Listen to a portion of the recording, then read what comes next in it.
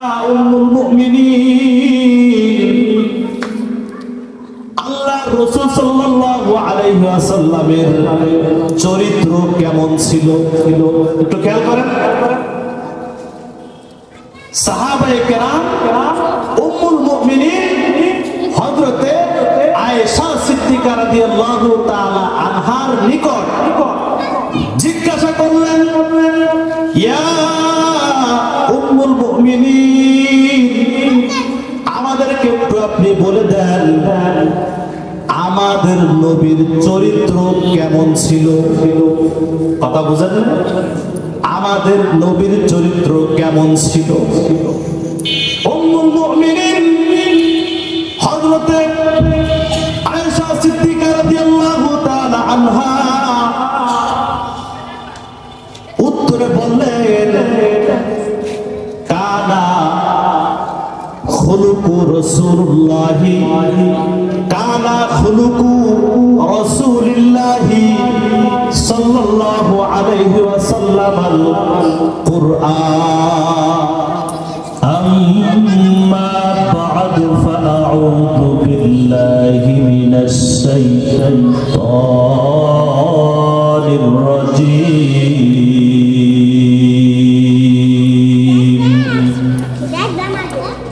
বিসমিল্লাহির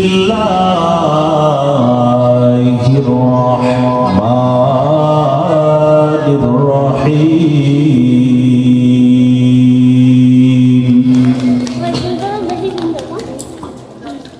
قد أفلح المؤمنون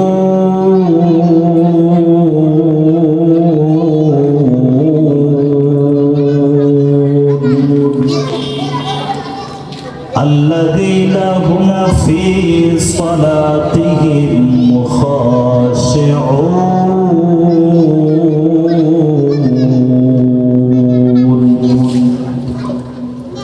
والذين هم عن اللغو معرضون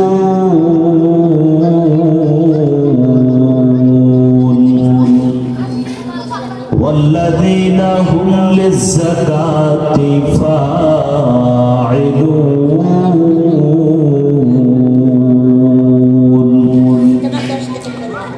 صدق الله المولانا العظيم. وقال النبي صلى الله عليه وسلم عن أبي هريرة رضي الله تعالى عنه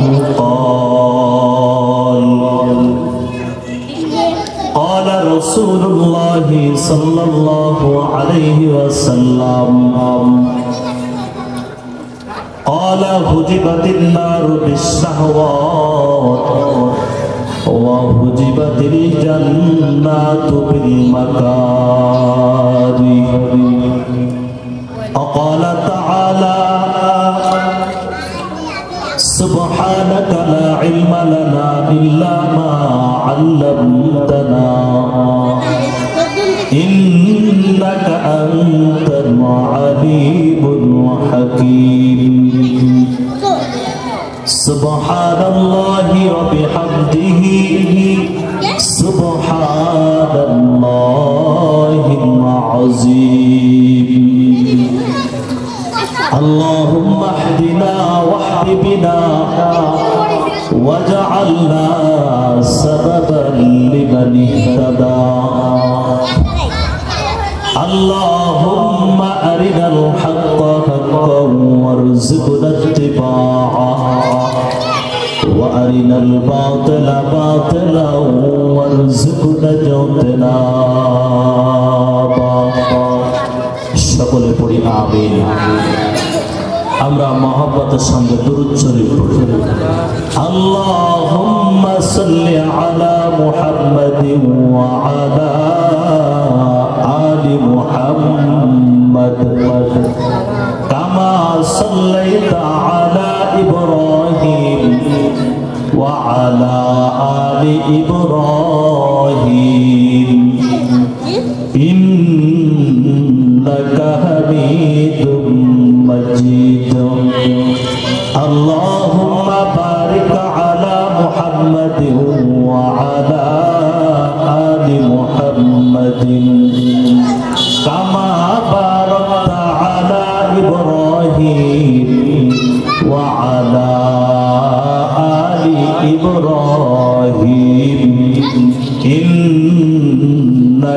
হামিদুম মাজিদ লা ইলাহা ইল্লাল্লাহ সকলে একটু জবান খুলে পড়ি লা ইলাহা ইল্লাল্লাহ লা ইলাহা ইল্লাল্লাহ লা ইলাহা ইল্লাল্লাহ লা ইলাহা ইল্লাল্লাহ লা ইলাহা ইল্লাল্লাহ লা ইলাহা ইল্লাল্লাহ তে করে হাতের কাম পায়ে করে পায়ের কাম সবাই মিলিয়া বলো হে মুমিনগণ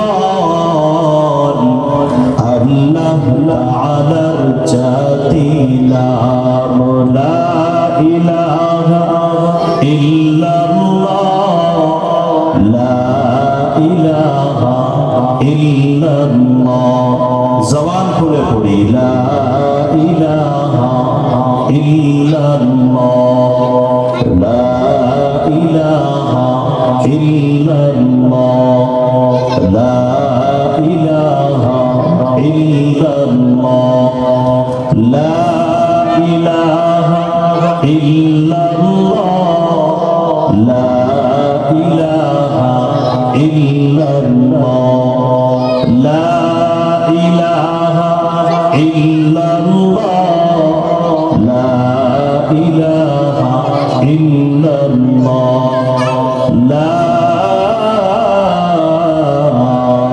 ইলাহা ইল্লাল্লাহ মুহাম্মাদুর রাসূলুল্লাহ সাল্লাল্লাহু আলাইহি ওয়াসাল্লাম। আল্লাহ জাল্লা শানুহু শাহী দরবারে লাখো কোটি শুকরিয়া জ্ঞাপন করি যে মহান আল্লাহ সুবহানাহু ওয়া তাআলা দীর্ঘ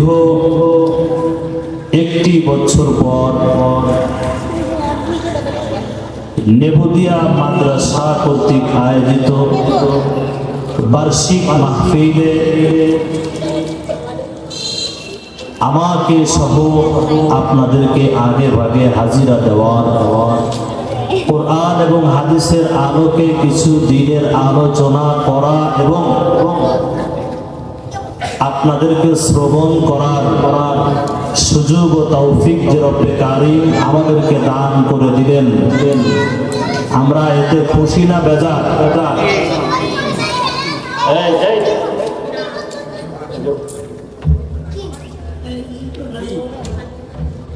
আমরা যে আগে ভাগে আসতে পেরেছি এজন্য আমরা খুশি না বেজার? তাহলে খুশির সঙ্গে আল্লাহ তাআলাকে রাজি খুশি করার উদ্দেশ্যে কাকে বলেন? আল্লাহ তাআলাকে রাজি খুশি করার উদ্দেশ্যে দিল থেকে জোরে সোরে একবার পড়েন না আলহামদুলিল্লাহ? একটু সবাই জবান খুলে পড়েন না সুবহানাল্লাহ আলহামদুলিল্লাহ লা ইলাহা ইল্লাল্লাহ।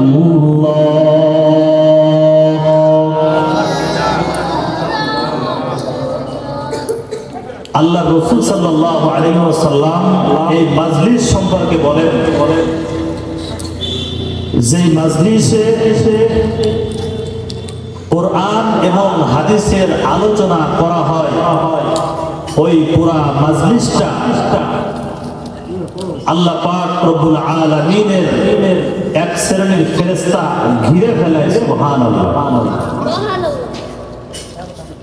শুধু তাই না আল্লাহ পাকের রহমত তাদের উপরে ওয়ানা বরত বর্ষণ হতে থাকে। সুবহানাল্লাহ।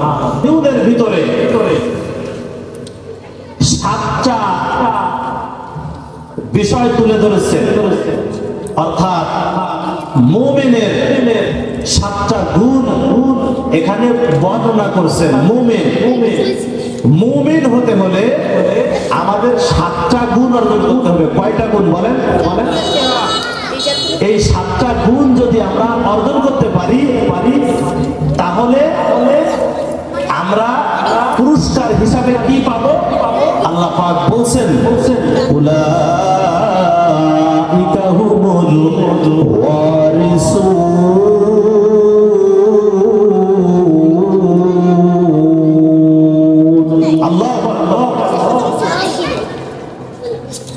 আল্লাহ তাআলা বলেন এই সাতটা গুণ যারা অর্জন করবে তাদেরকে আমি জান্নাতুল ফেরদাউসের ওয়ারিস বানায় দেব। সুবহানাল্লাহ। তাহলে আমরা যারা এখানে আসি আমরা জান্নাতুল ফেরদাউসের ওয়ারিস হতে কারা কারা তৈরি আছে একটু হাত উঁচু করেন তো। আল্লাহ তাআলা সকলকে কবুল করুন, বলেন আমিন। আমি আপনাদের সামনে সূরা মুমিনুনের কয়েকটি আয়াত পড়েছি। আল্লাহ তাআলা এই সূরার ভিতরে মুমিনের যে সাতটা গুণ এটা তুলে ধরছেন। বাবা, এই আলোচনা আল্লাহর কসম করে বলে একটু খেয়াল করে শুনেন, আশা করি আপনি উপকৃত হন। আল্লাহ তাআলা বলছেন, قد أفلح المؤمنون। আল্লাহ তাআলা বলেন মুমিনগণ সফল কাম হয়ে গেছে। মুমিন দ্বারা হবে, এরা সফল কাম হয়ে গেছে।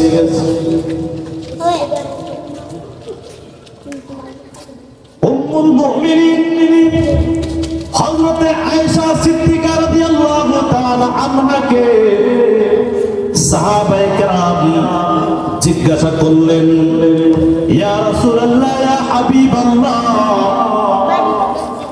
উম্মুল মুমিনিন হযরতে আয়েশা সিদ্দিকা রাদিয়াল্লাহু তাআলা আনহা কি সাহাবায়ে কেরাম জিজ্ঞাসা করলেন, ইয়া উম্মুল মুমিনিন, আল্লাহর রাসূল সাল্লাল্লাহু আলাইহি ওয়াসাল্লামের চরিত্র কেমন ছিল? একটু খেয়াল করেন। সাহাবায়ে কেরাম উম্মুল মুমিনিন হযরতে আয়েশা সিদ্দিকা রাদিয়াল্লাহু তাআলা আনহার নিকট জিজ্ঞাসা করলেন, ইয়া উম্মুল মুমিনিন, আমাদেরকে একটু আপনি বলে দেন আমাদের নবীর চরিত্র কেমন ছিল? কথা বুঝেন না? আমাদের নবীর চরিত্র কেমন ছিল? উম্মুল মুমিনিন হযরতে আয়েশা সিদ্দিকা রাদিয়াল্লাহু তাআলা আনহা উত্তরে বললেন, কানা খুলুকু রাসূলুল্লাহি, কানা খুলুকু রাসূলিল্লাহি সাল্লাল্লাহু আলাইহি ওয়াসাল্লাম আল কুরআন। আল্লাহু আকবার। আমার ভাইরা,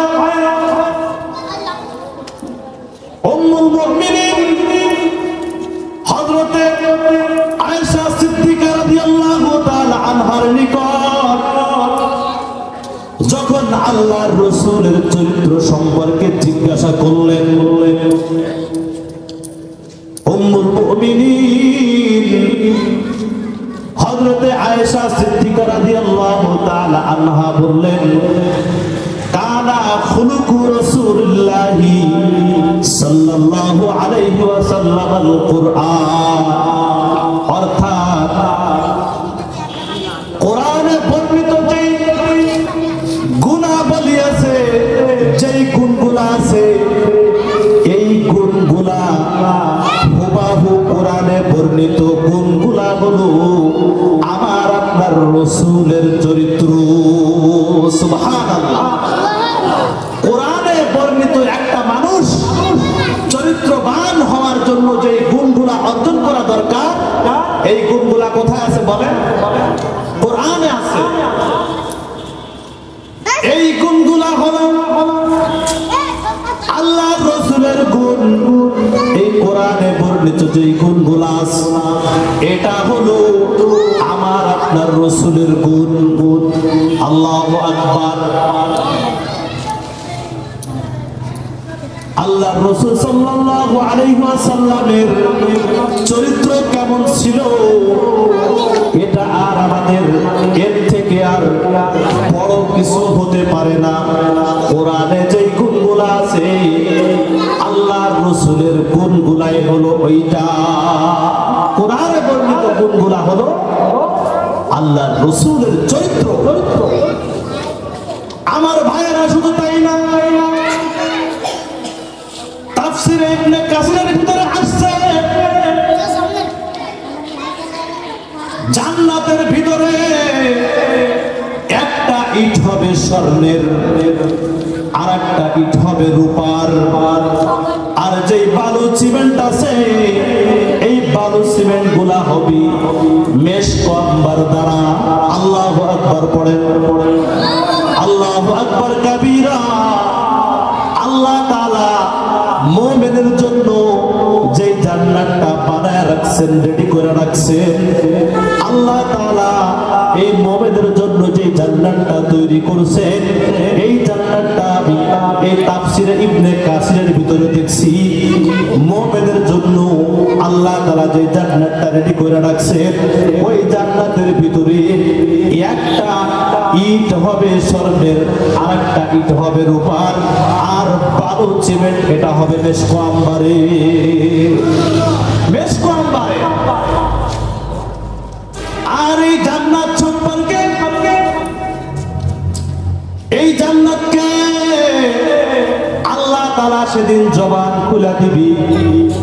আল্লাহ তাআলা বলবে জান্নাত তুমি কথা বলো, তোমার ভিতরে কারা বসবাস করবি। ওই সময় জান্নাতের জবান খুলিয়া যাবে আর জান্নাত বলবে কদ আফলাহাল মুমিনুন।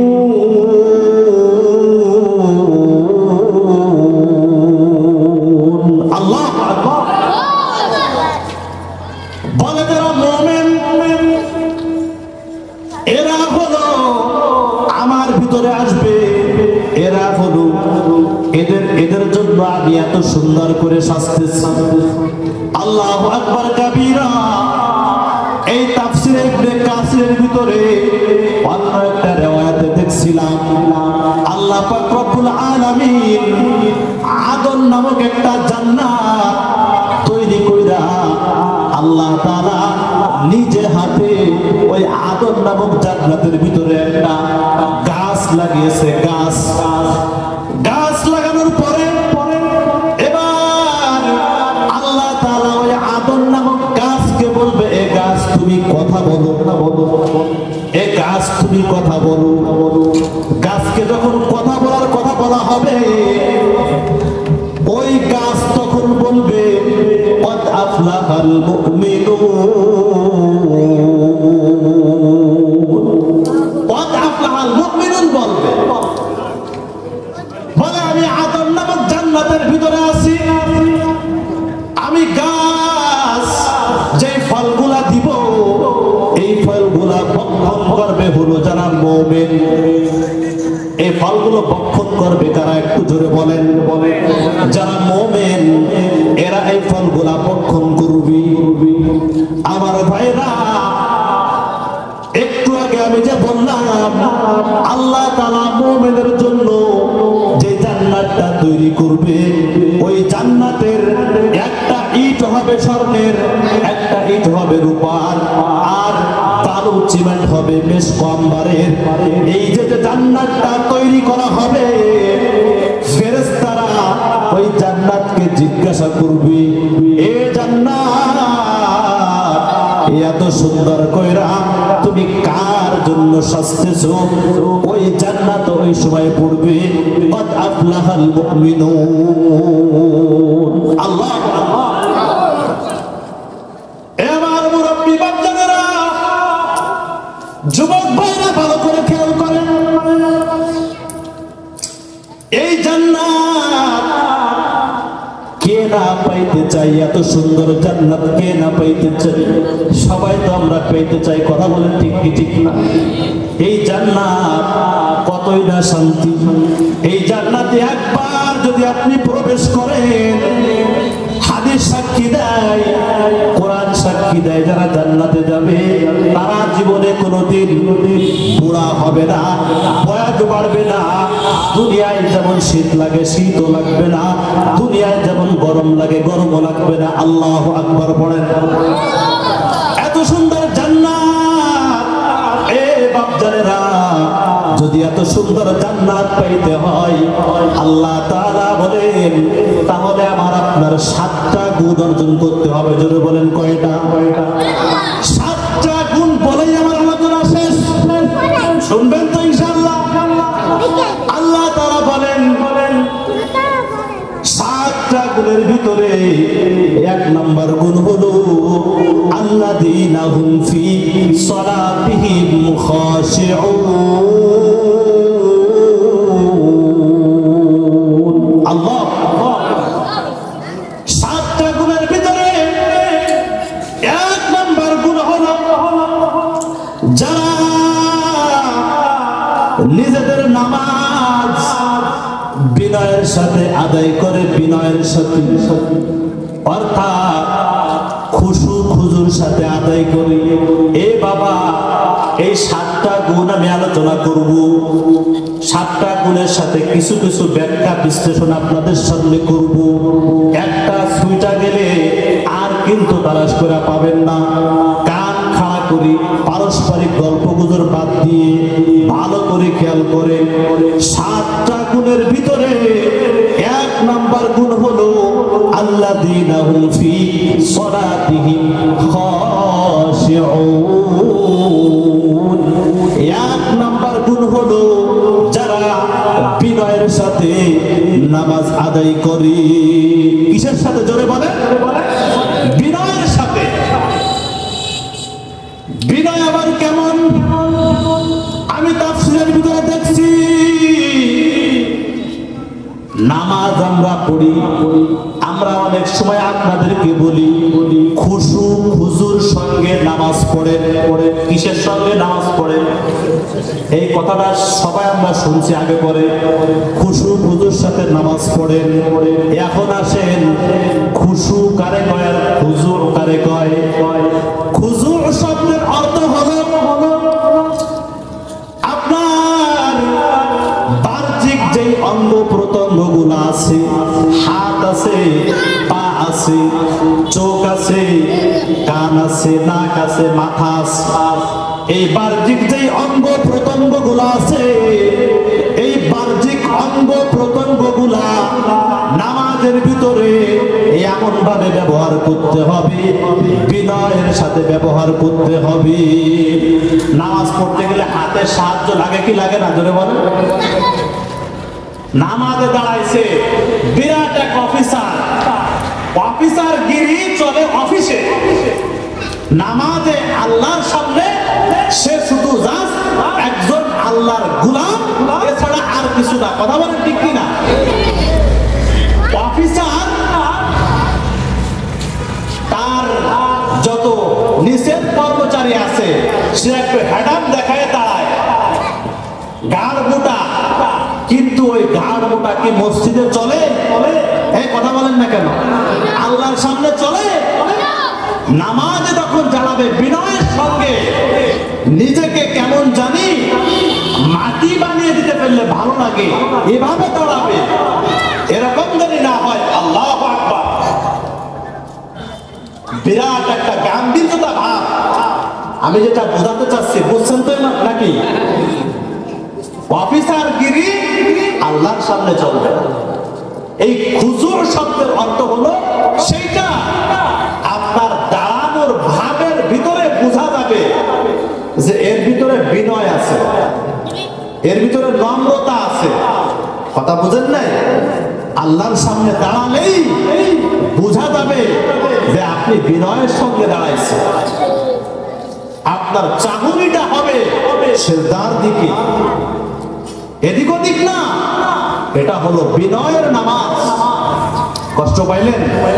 কোরআন থেকে বলছে, আল্লাহ বলেন আল্লাযীনা হুম ফি সালাতিহিম খাশিউন। মুমিনের দুই সাতটা গুণ। এক নাম্বার গুণ হলো যারা বিনয়ের সঙ্গে নামাজ আদায় করে।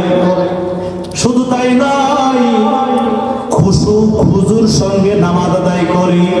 খুজুর ব্যাখ্যা করলাম, আর খুশুর শব্দের ব্যাখ্যা হলো নামাজ আমি পড়ব, দিলের ভিতরে আল্লাহর ভয় জমানো থাকতে হবে।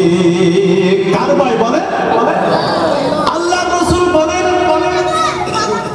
আয়াতাবুদাল্লাহ কাআন্নাকা তারা ফাইন লাম তাকুন তারাহু ফাইন্নাহু ইয়ারা। হে বাপজানেরা, আল্লাহর নবী বলেন যখন আপনি নামাজে দাঁড়াবেন তখন আপনার চিন্তা চেতনা খেয়াল থাকবে আমি নামাজে দাঁড়িয়েছি, আল্লাহ তাআলা আমাকে দেখতেছে, আমি কি করতেছি না করতেছি, আল্লাহ আমার দিকে তাকিয়ে আছে। কে তাকিয়ে আছে বলেন? আল্লাহ তাকিয়ে আছে। অথবা এই চিন্তা করতে পারেন আমি আল্লাহর সঙ্গে কথা বলতেছি, আল্লাহকে আমি দেখতেছি, আল্লাহকে আমি দেখতেছি। এটা কঠিন হয়ে গেলে কমপক্ষে মনে করো আল্লাহকে যদিও আমি না দেখি, আল্লাহর চোখ ফাঁকি দেওয়ার কোনো সুযোগ নাই। আমি নামাজে তাড়াহুড়া কইরা সুবহান রাব্বিয়াল আযীম কয়বার বললাম, কতটুকু ব্যস্ততা দেখাইলাম, এটা আমার আল্লাহ দেখতেছে। কে দেখতেছে বলেন? আল্লাহ দেখতেছে।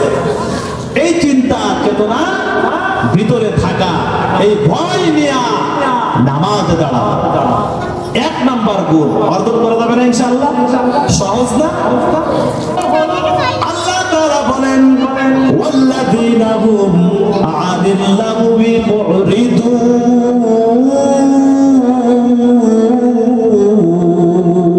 আল্লাহু আকবার। আমার ভাইরা, দুই নম্বর মুমিনের গুণ হলো আল্লাহ তাআলা বলেন যারা ওয়াহেতু কথাবার্তা থেকে বেঁচে থাকে। ওয়াল্লাযীনা হুম আনিল লাগবি মুরিদুন।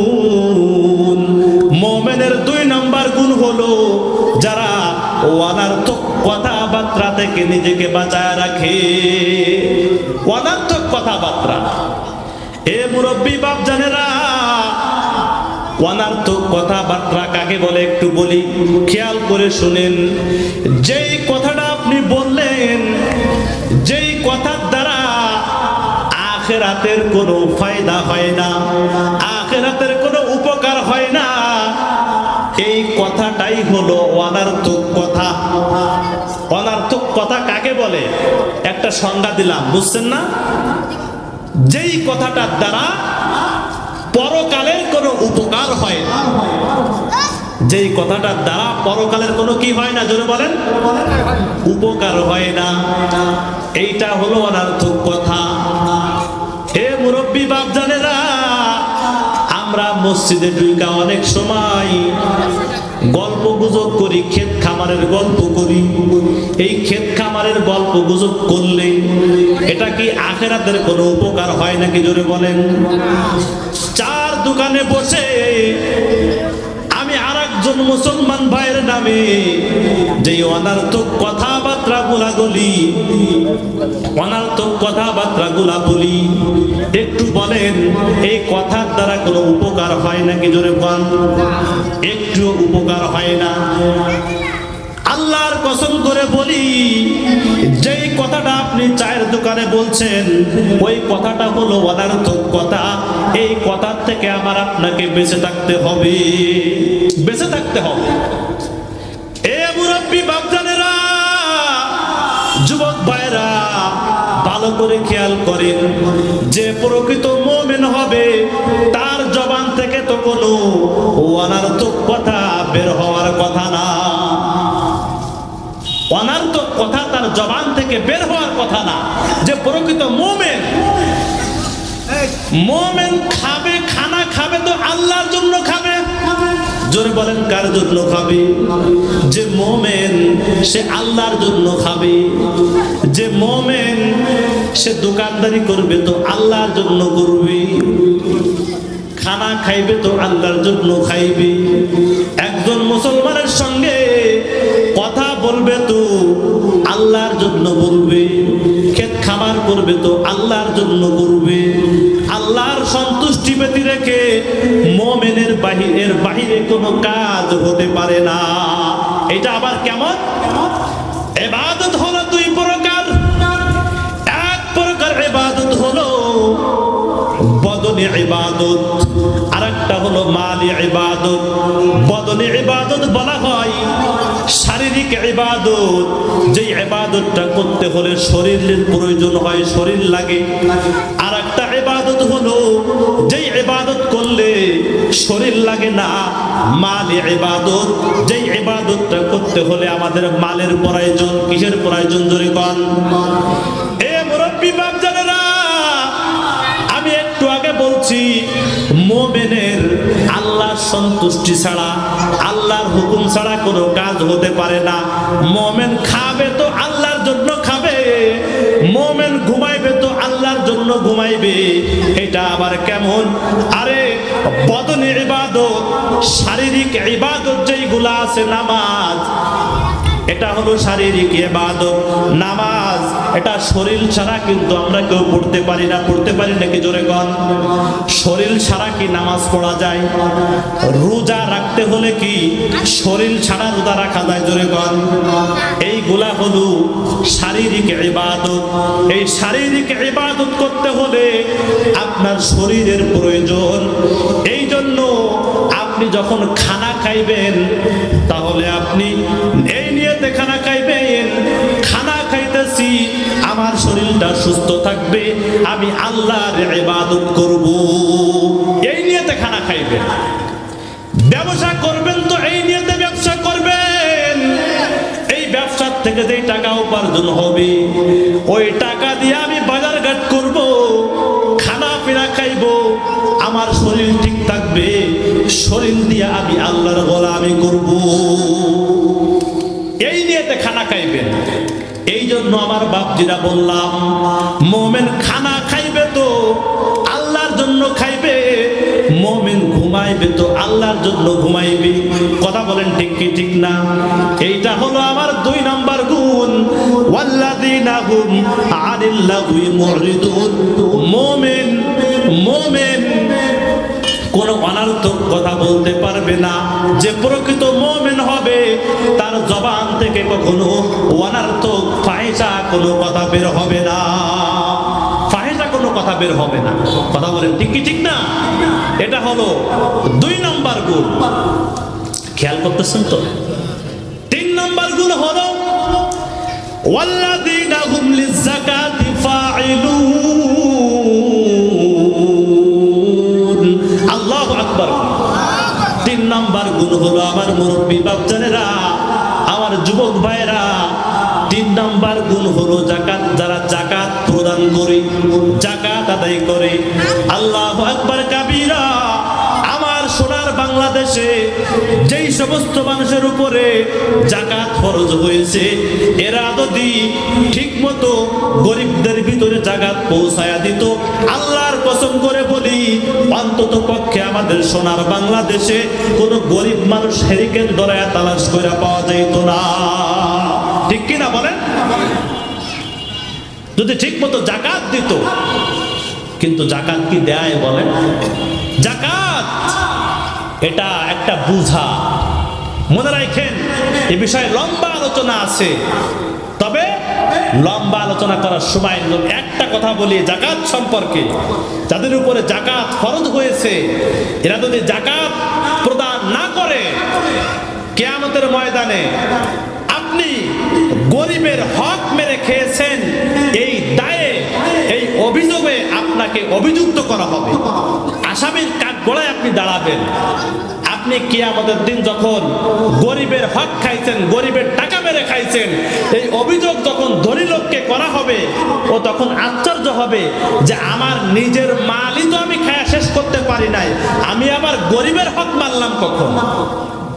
বলে না, গরিবের হক মারা মানে আপনি গরিবের পকেট কাটেন নাই। গরিবের হক মানে আপনার সম্পত্তির ভিতরে গরিবের হক ছিল, ওইটা আপনি বুঝে দেন নাই, তার মানে আপনি গরিবের হক মেরেছেন। কথা বলেন ঠিক কি না? এটা হলো বাবা 3 নম্বর গুণ।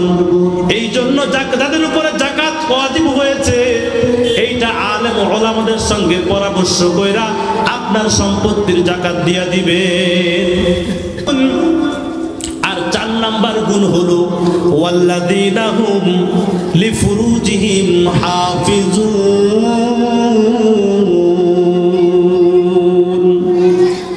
4 নাম্বার গুণ হলো যারা তাদের লজ্জা স্থানকে হেফাজত করে। কথা বলেন, কি স্থানকে?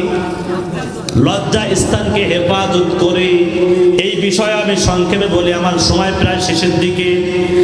আল্লাহ রাসূল সাল্লাল্লাহু আলাইহি ওয়াসাল্লামের একটা হাদিস আছে।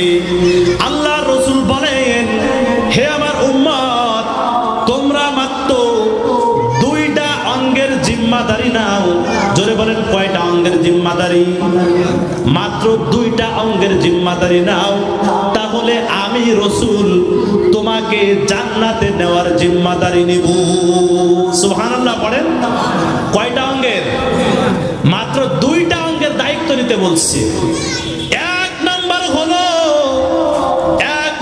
হলো লজ্জা স্থান। 2 রানের মাঝখানে যে লজ্জা স্থান আছে, এই লজ্জা স্থানের হেফাজত করতে বলেছে। 2 নম্বর হলো এই যে 2 চোয়ালের মাঝখানে যে জিহ্বা, এই জিহ্বার হেফাজত করতে বলছে, এই জবানের কন্ট্রোল করতে বলছে। এই 2টা জিনিসের হেফাজত যে করতে পারবে, আল্লাহ রাসূল সাল্লাল্লাহু আলাইহি ওয়াসাল্লাম কিয়ামতের ময়দানে আপনাকে জান্নাতে নেওয়ার দায়িত্ব হলো রাসূলের। কার দায়িত্ব বলেন? 2টা অঙ্গের হেফাজত করতে হবে। 1 নম্বর হলো জিহ্বা, 2 নম্বর হলো লজ্জা স্থান। এই 2টা জিনিসকে হেফাজত করা বড় কঠিন। যত গুনাহ এই জবান দ্বারা হয়। কথা কন, কি দ্বারা হয়? জবান দ্বারা হয়। যত গুনাহ লজ্জা স্থান দ্বারা সংগঠিত হয়।